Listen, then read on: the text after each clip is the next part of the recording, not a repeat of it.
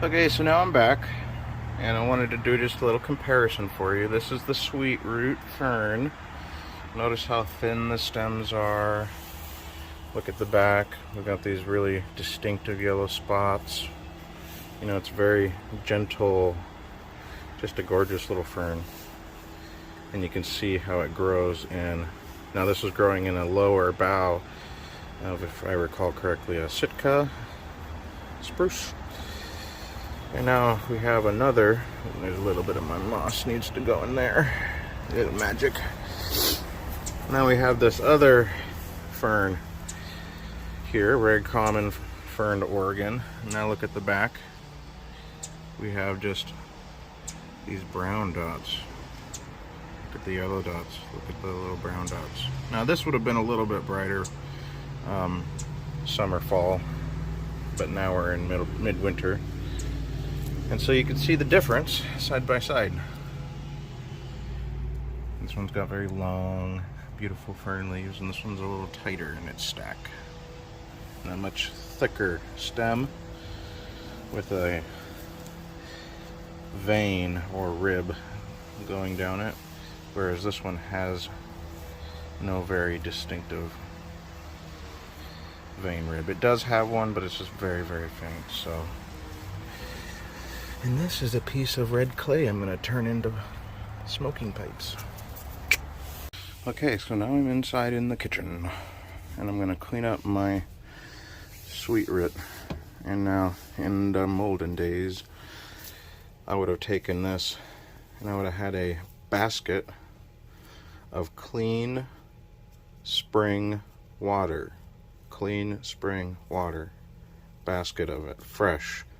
You don't let it sit, you don't let it stagnate. It's got to be fresh, you know. So you get the basket, then you go clean this. You don't get the basket of water, then go gather, then come clean. It's got to be fresh, fresh, fresh, because you want your medicine to be clean and pure. So now, if I had the basket here, I'm going to dip, dip, dip, dip, and I'm going to separate all this moss and dirt. So I'm going to do that in the sink in a bowl with my clean water. And get back.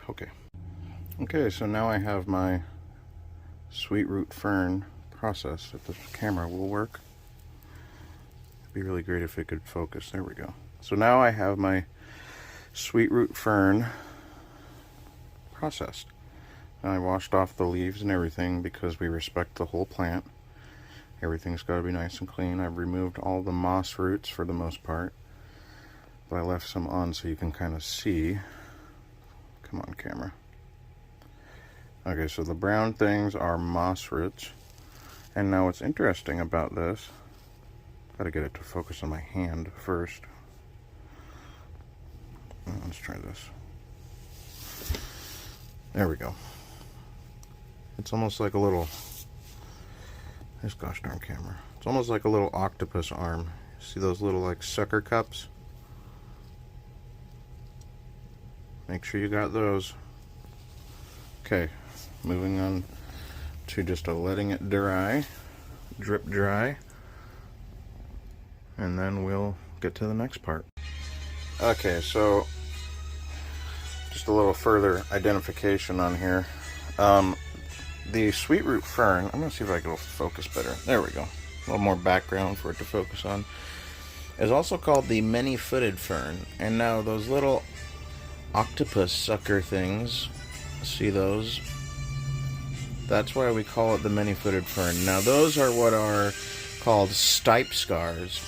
Now it's these little long parts, the stems of the fern, are actually called a stipe.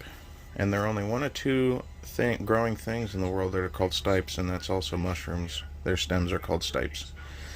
And so these little octopus suckers are actually the footprints of the past ferns that have grew over the seasons. And now this little root here, this licorice root, sweet root, different names for the same thing, is actually a pretty new one.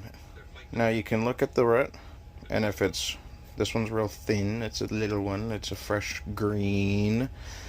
The older ones will turn a reddish tan, and then they'll get sort of a dark brown to black if it's very old. But You can chew them all, but they say the best tasting ones are the young ones like this. And now, if you're on your medicine walk and you're just hiking through the woods or you're just going up anywhere, you would pick this on your way, and it gives you energy. It helps with your respiratory. There's a whole lot of stuff, but it's an energy giver. So you chew that and it gives you energy on the trail. So now I'm going to take off this little bit over here. Oop, hear that? It snaps just like a carrot. And now, see, it's got a little bit of hairs and stuff on it. It's nice and green inside, and even the old ones will be nice and green. So now let's flip the camera. Oh, there's my Star Trek I got always on. Okay, we're just gonna shut off and then flip. Okay.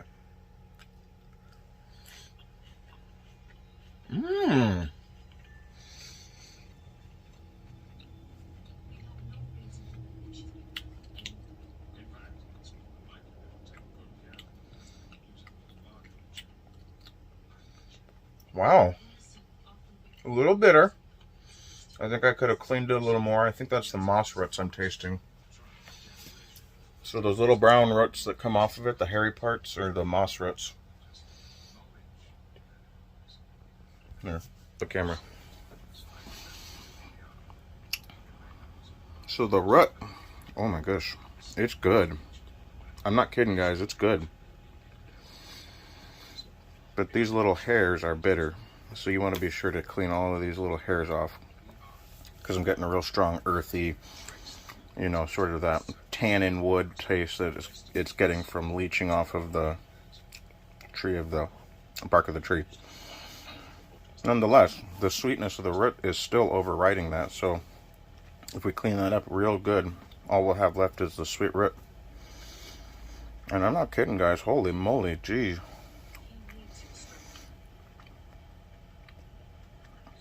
It's mildly carrot-like.